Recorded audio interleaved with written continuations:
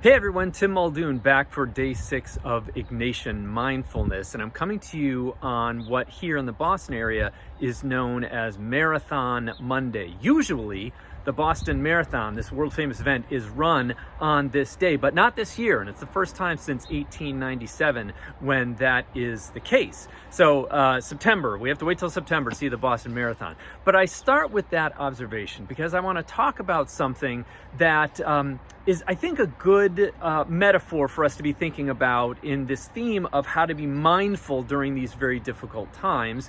And it relates to something that I spoke about in an earlier reflection, but it's also something that was very much a theme in my book, The Ignatian Workout, namely that we can learn something about athletics as a way of thinking more broadly about the spiritual life.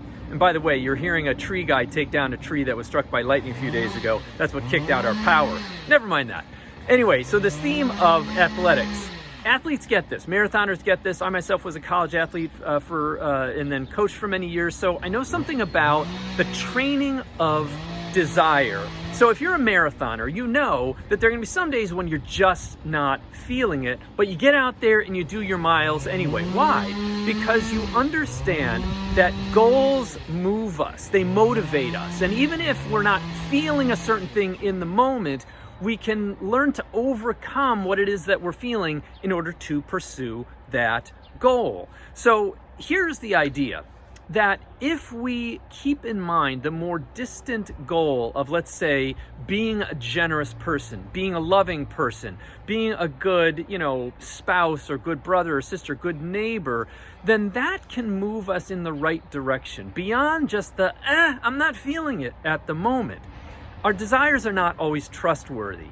So to talk about the goal of what we wish to accomplish, and by the way, this is a biblical metaphor that St. Paul used. It's also a metaphor that was very common in Greek antiquity. The Stoics, had the same basic idea that there's a training that goes on of the soul. Just the way that a marathoner trains for a race, human beings can train themselves to become certain types of persons. And again, in these traditions, the idea is to ask, well, which desires move me in the direction of the kind of person I want to become? So, we're all in this very difficult time together. We all are dealing with various stressors. And it's worth asking ourselves, even in the midst of all of these challenges, what does the situation demand of me and the type of person I seek to become? And it might not be what I'm feeling at any given moment, because again, the stressors are there. We might not feel like doing much of anything. I mean, I know I'm struggling with this, and members of my family are really struggling with this. But what does the situation demand of us? I'll close with one moving figure that I return to again and again, and who will probably show up more than once in these reflections. It's the psychologist Viktor Frankl, the Holocaust survivor, the psychoanalyst who wrote beautifully about his method known as logotherapy. And he, more than anything I've read, really gets at a point which strikes me, which is that even in the most profound suffering, and remember, he was reflecting on his own experience of living in Auschwitz during the Holocaust. Talk about an extreme situation. He was able to still write about what it was that the moment demanded of him. And for him, the answer was, well, really one of two things can motivate us. Either the love of somebody who is dear to us, or a great project that we have to accomplish in our lives. And so what he recognized was that in his own experience, the memory of his wife was such a motivator that he wanted to still be a good man, even remembering her, not even knowing whether he would see her again. And by the way, he did not. But it was still something that said to him on some level, I can still do good in the world. I can still act generously. I can work for the good of some of the other prisoners in this camp.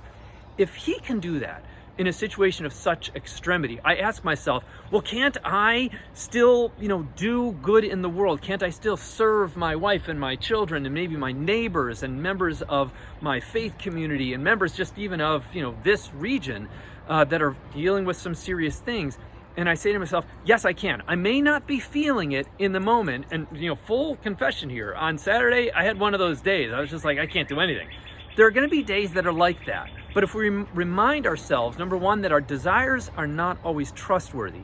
And number two, that we can summon from ourselves the sense of wanting to be the type of person that accomplishes good things, maybe not even awesome things, but just good things in the course of our day, then that can be a motivator. So, like marathoners, let's be mindful of our goals. Let us continue to do what is available to us in the moment. And let us even maybe, those of us that operate from a position of faith, maybe let's allow ourselves to let in God's grace and move us in the direction of generosity and love and kindness, even if just for another day. Again, I'm Tim Muldoon. Thanks for joining me.